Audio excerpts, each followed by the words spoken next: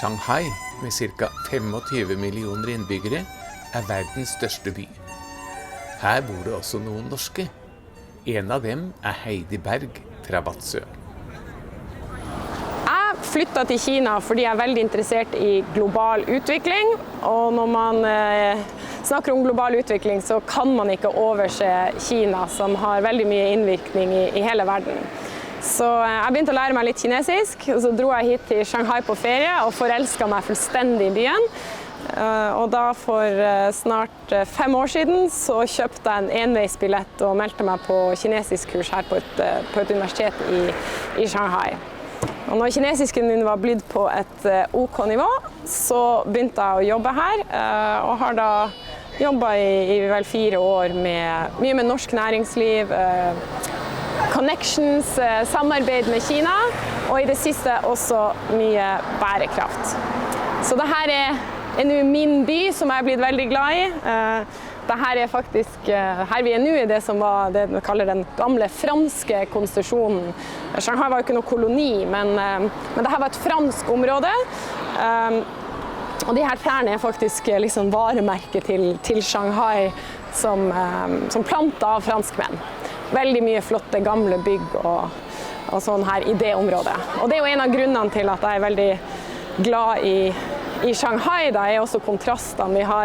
Vi har masse strøk som det her, og så har vi også finansdistriktet med høyhus og ja, vi finner egentlig veldig mye her. Nå i de siste årene så er det en kjempespennende trend som jeg jobber mye med her, og det er det at bærekraft og ESG, som vi sier, det har blitt et ordentlig hot topic her i Shanghai og Kina. Særlig når det gjelder da å redusere utslipp av klimagasser. Så nå skal jeg i et møte med et selskap som heter Myotech, som er kjempespennende. De er et ESG-teknologiselskap, og litt sånn som med mange andre ting her i Kina, så ser de fort til teknologi når de vil løse problemer. Så det blir spennende møte.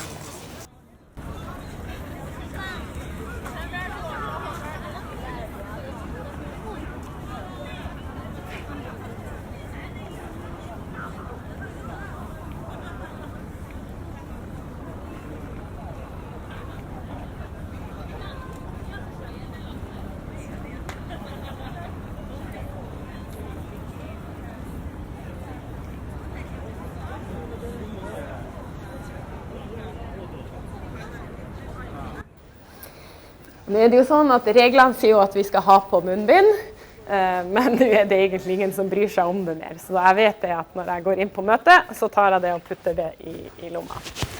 Så nå gleder jeg meg til å treffe Cara i Myotech.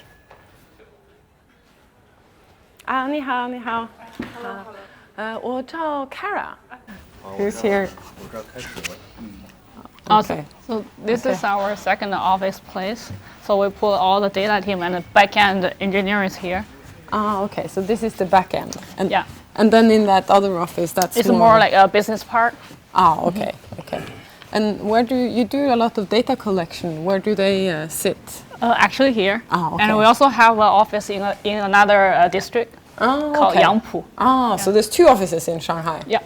So Cara, this is actually Shanghai's or China's tallest building, right? Yeah, it is. And the second tallest in the world? I think maybe the third. Third now. They built another one.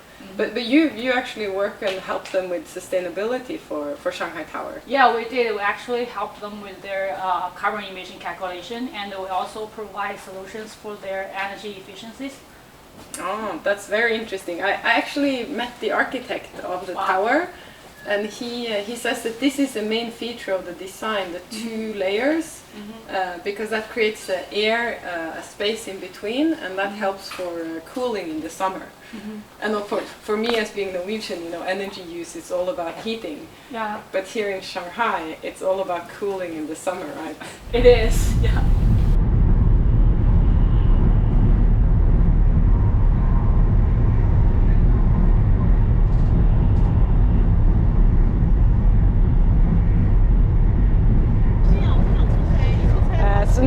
sitter jeg på et hurtigtog ut av Shanghai til Hangzhou.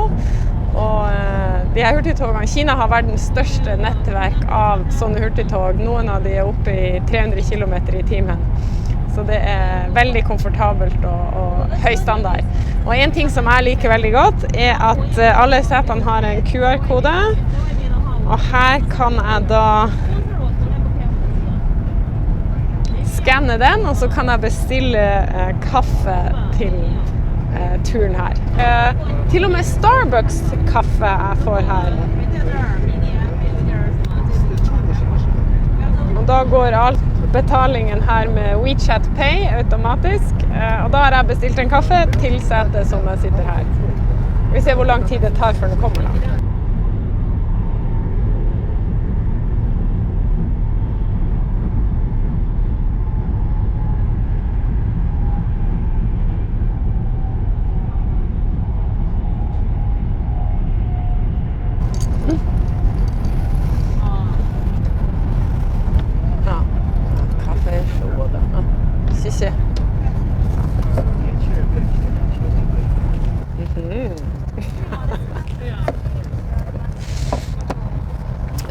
Starbucks har faktisk ganske morsomt oversettelse til kinesisk Qingba Ke. Så det faktisk tegnet for stjerne, og så det en slags fonetisk Ba Ke som boks. Så det en slags blanding av oversettelse og fonetisk. Men Starbucks har nå flere kaféer, tror jeg. Kanskje ikke flere enn i USA.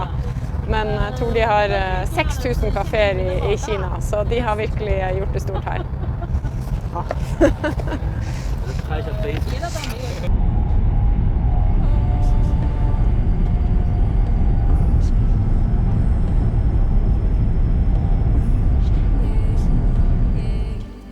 nå sykler jeg langs Yangpu-elva, som en sideelv som renner gjennom Shanghai og renner ut i den store Yangtze-elva.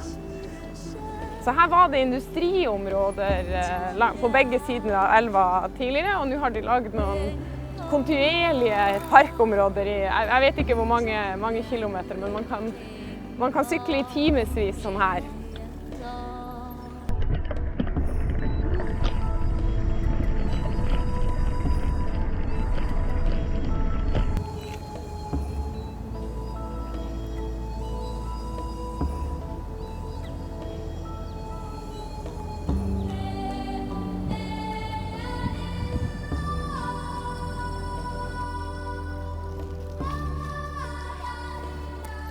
Jeg har blitt veldig glad i dette området og komme hit i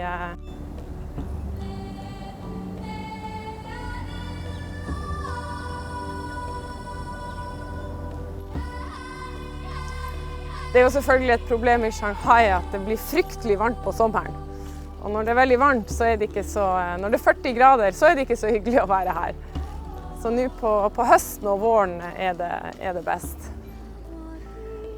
Det som selvfølgelig vanskelig som nordmann å bo et sted som Shanghai, jo at man savner natur. Det ingen fjell eller noen skoger eller noe sånn i nærheten her. Man må nesten kjøre kanskje i 3 timer, så det ikke noe man bare enkelt kan få tilgang til. Så da blir det parkliv, sånn som i storbyene. Men da det jo veldig fint at her i Shanghai så har de bygd ut sånne lange strekninger sånn som det her, med veldig fint beplantet og tilgjengelig både med T-bane og parkeringsplasser og det man skal ha.